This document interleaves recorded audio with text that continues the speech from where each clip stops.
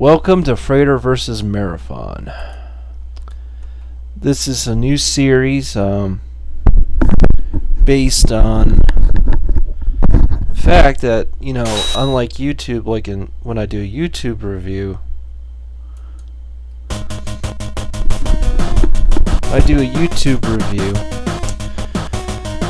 usually can only be 10 minutes long, and they're scripted.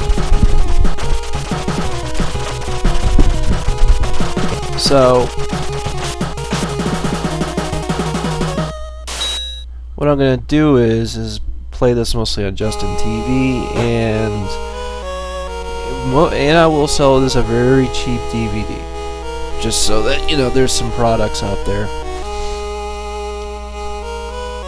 This music right here is just classic. I mean, that's the thing is with the Nintendo, it just had this these incredible synthesizers. I mean, for a couple years ago, I used to have a music project, and I tell you, I wish I had those kind of sounds.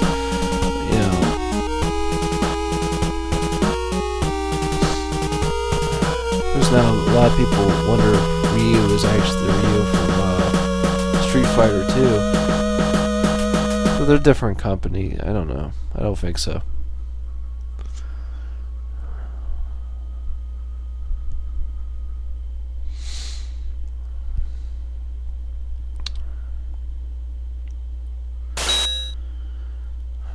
Remember the first time when this game came out, I was probably 8 years old, and I mean everyone in school had the Nintendo Power, with showing this game off. And you really knew this was the next big thing. Before this, it was Double Dragon was another game that was tremendous, And that's the thing, is a lot of these kind of games that just kind of disappear, yeah, you got the Ninja Gaiden, Sigma, but it was different back then. And some of these titles were just tremendous. Now this level here is as basic as it gets.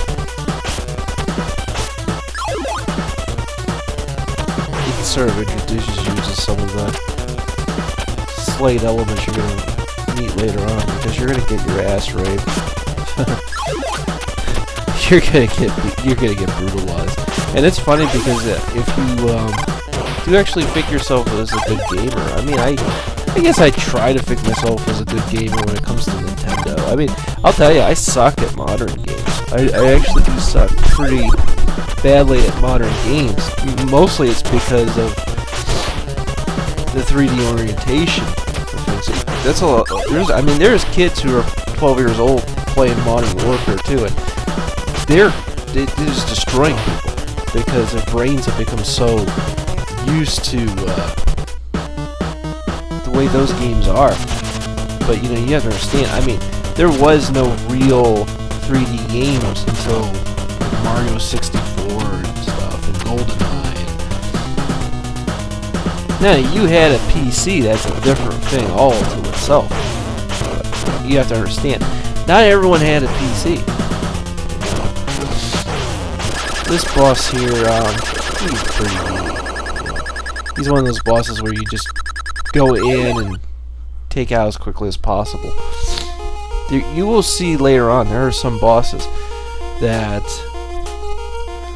you just have to destroy. I mean, you can't even waste time with.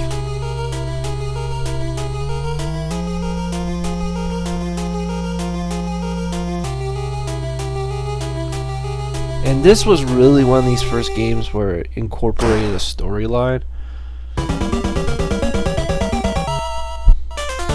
There was a lot of innovation with this game. I mean, a lot of people don't understand, there was a time when side-scrollers just consisted of maybe a few levels. This game had many levels, and hell, it wasn't that long before this where games consisted of maybe a screen or two. Look at Pac-Man.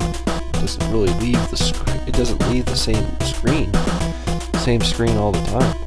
Same thing with like games like Burger Time and stuff. They may have a variation on the same concept. They don't have entirely different levels. This has all kinds of different levels. This game's problem though is it's just so fucking brutal.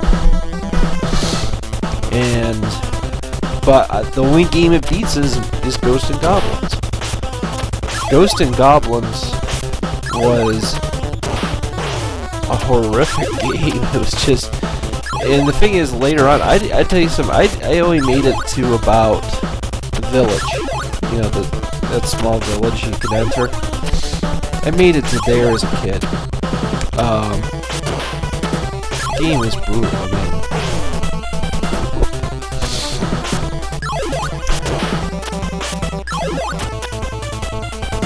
and the thing is, I didn't even know later on that with Ghosts and Goblins, you know, that you can make it all the way to the last boss, and then all of a sudden you find out, well, it's all a trick, and you have to start all over again. I mean, I didn't know that. I mean, that's the reason why that game gets on people's shit lists. You know, that's the reason why game reviewers make fun of it, because it's just. It just goes. It becomes too comical. You know that. I mean, there's a certain point where something's actually too hard to be fun.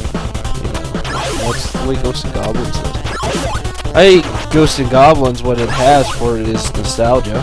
I mean, there are people who remember how hilariously hard it was.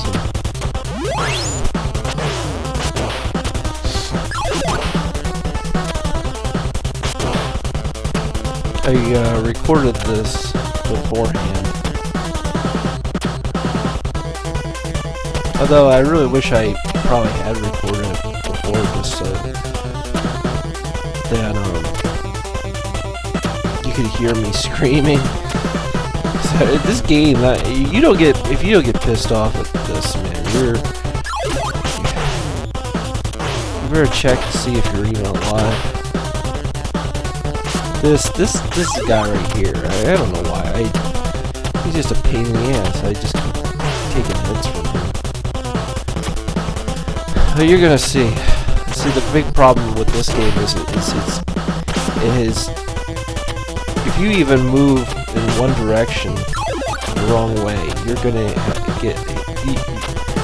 have a character respawning on you just by moving backwards. See, like how he keeps respawning, you know.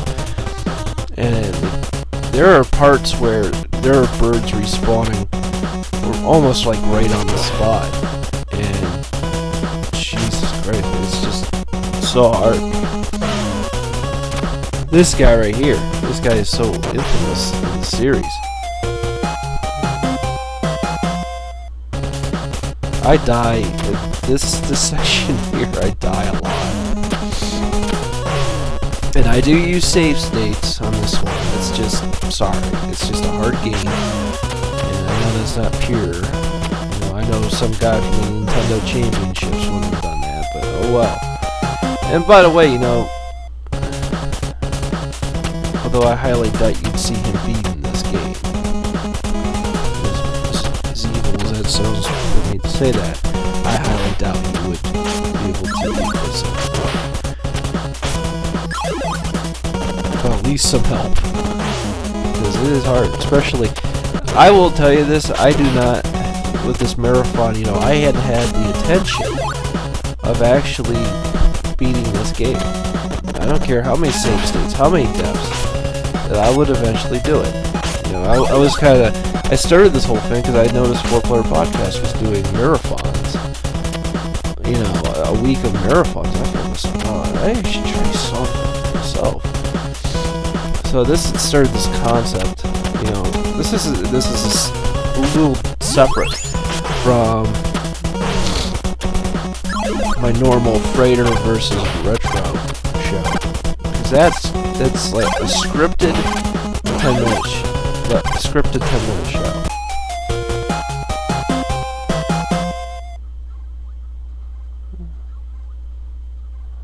Ah, fuck. It's a scripted 10-minute show. This is not scripted. This is off the wall. Nothing written. You can hear all the sneezes, the snorts, everything else. That's the problem about recording this. Probably this time of year, you start getting into hay fever.